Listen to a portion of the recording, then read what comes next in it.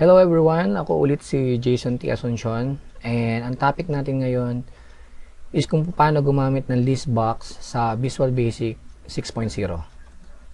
And to start, gagamit tayo ulit ng isang folder. Okay. So lalagyan ko to ng pangalan na Activity 5. Kung hindi po kayo nakakasunod, check nyo lang yung mga video tutorial natin. So nasa Activity 5 na po tayo. Okay, then bubuksan ko yung Visual Basic natin. Standard Excel ulit tayo. And ito na yung form. So, kailangan po natin sa activity na to ng dalawang list box. Ito yung list box, no? So, okay, ano ba ang list box? Ang list box ay isang lalagyan ng data. Okay? Karaniwan maraming data nilalagay dito. Yun ang kaibahan niya siguro sa label at saka sa text box. At the same time, list nga siya, so nakalist siya, sunod-sunod. Okay, yung pagkakalagay ng data. Okay, so ito siya, no? Ito yung list box natin. Kailangan rin natin sa activity na to ng apat na command button. Okay, so maglagay lang tayo ng apat na command button. Okay, then number 4. Okay, apat na command button. Okay, kung okay na tayo sa apat na command button, okay, ang gagawin natin is yung command 1 natin, papalitan natin siya ng caption. Okay, ang caption natin lalagay sa command 1 is greater than symbol. Sa command 2, double greater than symbol. Sa command 3 is less than symbol, and sa command 4, double less than symbol. Okay, then medyo lalakihan ko lang yung text. So, nilike all ko yung apat na command button by means of click and drag. Pumunta ako sa property na font. Papalitan ko lang. Okay, mga size 14. Yun, laki na siya. So, mangyayari, pag may pinili ako, halimbawa sa may list 1, at pinindot ko tong greater than symbol, mapupunta siya sa list 2. Okay, tapos pinindot ko yung double greater than symbol, lahat ng laman ng list 1 pupunta sa list 2. Baliktaran naman dito sa may less than symbol, pag pinindot ko to, lahat ng laman ng list, yung laman ng list 2 na pinili ko, pupunta sa list 1. Pag yung double less than symbol, lahat ng laman ng list 2 pupunta sa list 1. Okay? And to do that, okay, ganito yung gagawin natin. Una, kailangan mo natin lagyan ng laman yung list 1. Paano lagyan ng laman yung list 1? Ganito yung paraan. Yung i-click yung list 1 nyo, pumunta kayo sa property niya na list, no? Then, pwede kayo mag-type doon. Halimbawa, Monday. Okay? So, pag in-enter ko yan, ayun, yung list 1 natin may Monday na. Diba? Gusto nyo dagdagan, ganun din lang. Tuesday, then enter. Ayun. So, medyo tedious, no? Medyo matrabaho ng konti. May iba pang paraan. Okay, ang isa pang paraan is i-code natin siya. At bago ko gawin yon, yung mga nilagay kong laman kanina sa list, buburahin ko lang. Okay, burahin ko muna. So, ang gusto natin, kapag nag-run yung program natin, magkakaroon ng laman yung list 1. So, ilalagay ko yung code sa form load. Double-click ko yung form natin, napunta ako sa form load, sa source code window natin. So, lalagay ko lang list 1.add item. Then, halimbawa, yan, Monday.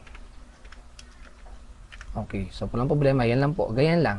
So, kung lahat ng araw sa isang linggo, lalagay natin, so magka-copy paste na lang ako. Okay. 5, 6, 7. So, medyo papalitan ko, ano, para hindi naman lahat Monday. Okay, so Tuesday to Wednesday, Thursday,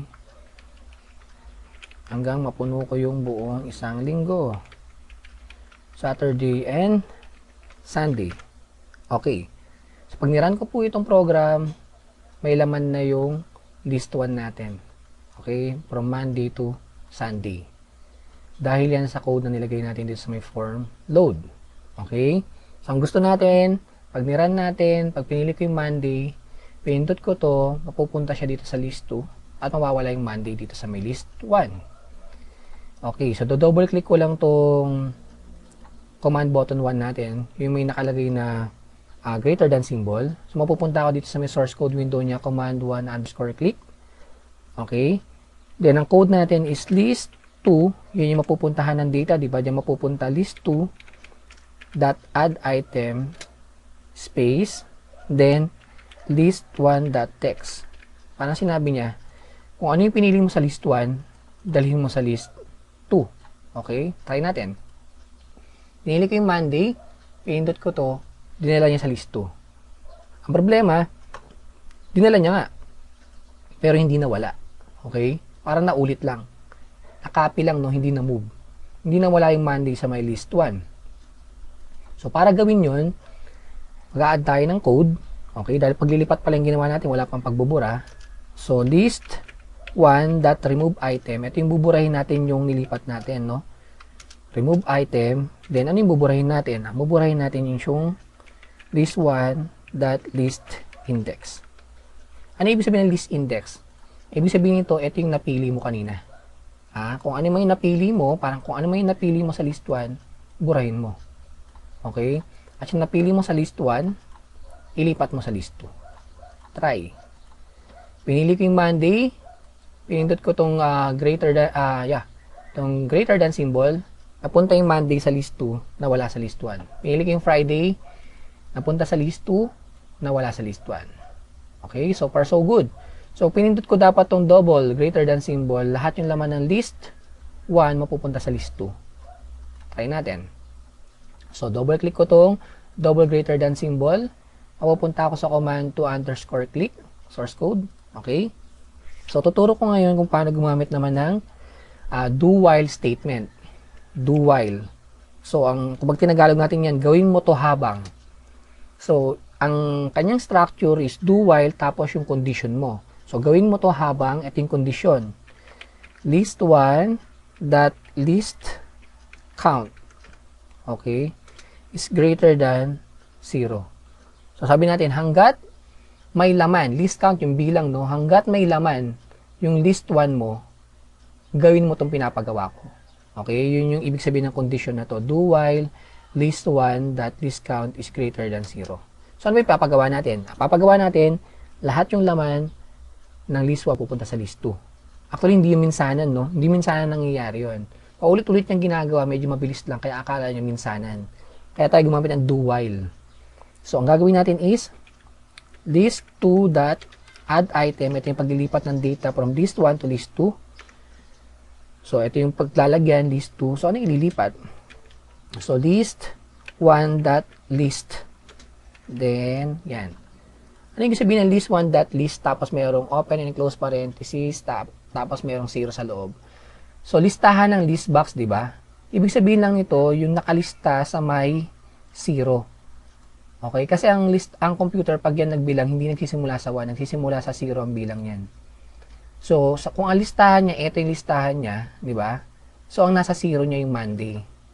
Okay? So, unahin niyang ilipat yung Monday papunta ng list 2. Okay? At pag nailipat niya yun, ang gagawin natin? Sabihin natin sa kanya, pag nailipat mo na, list 1 dot remove item, burahin mo na yung nailipat mo, then 0. Bakit 0 na naman? So, anilipat kasi natin yung nasa, nasa list 0. So, ang buburahin rin natin yung nasa list 0. Okay? So, pag nabura na yung Monday, so, aakyat yung listahan. Sino na nasa list 0? Ang nasa list 0 na yung Tuesday, di ba? Pag nabura yung Tuesday, magiging list 0 Wednesday hanggang makarating sa Sunday. Okay? Then, pag nabura na lahat yun, ang list count na natin nun is greater than 0 pa ba? Hindi na. Pag hindi na greater than 0, kasi ito yung condition natin, hindi na siya magbubura at hindi siya maglilipat, titigil na siya. At para ulitin niya yung condition na yan, nalagyan natin siya ng loop. Okay? Ibig sabihin niyan, basahin mo muna to. Pag na-meet mo yung condition, gawin mo to. Okay? Tapos, loop, bumalik ulit sa taas. At pag na-meet niya ulit yung condition, gawin mo ulit to. Hanggat na-meet niya yung condition natin, ang condition natin is greater than 0 in list count, gagawin niya itong paglilipat at pagbubura. Okay? Let's try. Okay? So, wala akong pinipili sa list 1, di ba? Pipindutin ko lang itong double greater than symbol. See? lumipat lahat yung laman ng list 1 sa list 2. Ganyan lang siya kadali. Pero tignan nyo to. Meron ba laman yung list 1? Wala ba? Okay, parang pinaglaruan ko lang, pipiliin ko lang kunwari yung list 1 kahit wala akong mapipili doon. Tapos pipindutin ko tong greater than symbol. Sige, nagkaroon ako ng error. Bakit? Kasi namili ako kahit wala akong pinipili, tapos nag-move ako. Okay? Eh, anong i-move niya? Wala naman ng laman. Tama? So, aayusin natin ng konti yung code natin dun sa may greater than symbol. No? Double click ko lang yon. So, ito yun, di ba? Ito yung code. Dagdagan lang natin. Sabihin natin, if list 1 dot list count, o yung bilang. Kung yung bilang na nakasulat sa list 1, okay, kung yung bilang doon sa list 1 ay greater than 0, then gawin mo to, diba? Doon nyo lang gagawin yung paglilipat at pagbubura kapag mayroong panglaman yung list 1. Then magkakalimutan lahat ng if, merong end if. Okay, so run ulit natin. So pili ako ng Monday, napunta doon. Okay, pili ako ng Friday, napunta doon. Pag pinindot ko lahat to, lilipat lahat ng Tuesday to Sunday na to sa may list 2. See? Okay? So, pwede na siya, di ba? Pag pinindot ko na to, pumili ako, pinaglaruan ko ng konti, pumili ako dito. Wala akong napili, right? Pero ginamit ko tong greater than symbol, see, wala ng error. Dahil nalagyan na natin siya ng conditional statement, if. So, pag ginawa, to finish yung program natin, no, gagawin natin sa ilalim, itong less than and double less than. Actually, para mas mabilis, no, ang gagawin ko, ikakopy ko lang yung laman ng command 1 underscore click, no, kakopy ko lang. Tapos, i-double click ko yung less than symbol, ipe-paste ko lang doon. Okay. Ngayon, lahat ng number na 1 gagawin kong 2. Lahat ng 2 gagawin kong 1. Kasi vice versa lang, kabaliktaran lang, di ba? So, kung list 1 to, gagawin ko siyang 2. Okay? Kung list 2 yan, gagawin kong 1. Kung list 2 yan, list 1, gagawin kong 2. Okay, yung by list 1, gagawin ko siyang 2. Okay.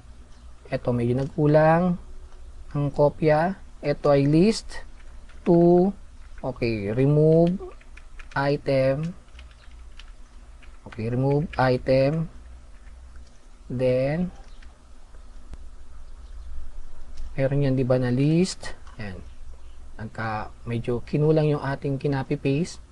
So, ingat lang sa pagka-copy-paste, no? Siguro natin kumpleto. So, copy ulit natin. Yan, para hindi tayo magkamali. Paste natin ng maayos. Okay. Yan. So, lahat ng 1 gagawin kong 2. Lahat ng 2 gagawin kong 1. Yan po yung sa may command 3.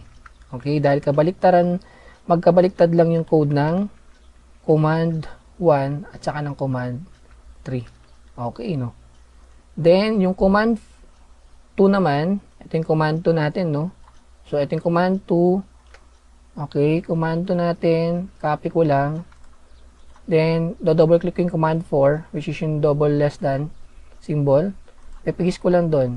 Dahil magkabaliktad nga sila, lahat ng 1, list 1 gagawin kong 2, yung list 2 gagawin kong 1, eto 2, eto list 1 to gagawin kong 2. So pag niran na natin, try. Pipiliin ko yung Monday dito, pinindot ko tong greater than symbol, lumipat siya. Saturday, lumipat siya. Okay? Pinindot ko yung Saturday, tapos pipindutin ko less than symbol, pupunta yun dapat dito sa kabila. See? Okay na, no? All, yung double greater than symbol, all, double less than symbol, all rin siya, di ba? Move all siya. Okay. So, isa-isa, try natin. Isa-isa, then isa-isa. Okay, so running na yung program natin using list box. So, ganyan lang po gumamit ng list box. I hope may natutunan kayo sa tutorial na to. At gaya ng sinasabi ko paulit-ulit, ang tutorial na to ay tool lamang para matuto tayo. Kailangan pa rin natin ng teacher or mentor para mag-guide sa atin. At huwag natin kalilimutan na i-save itong activity na to doon sa may activity folder 5 natin, yung nasa desktop. Okay? Hanggang sa muli, maraming salamat. Kita-kita tayo sa next video and God bless.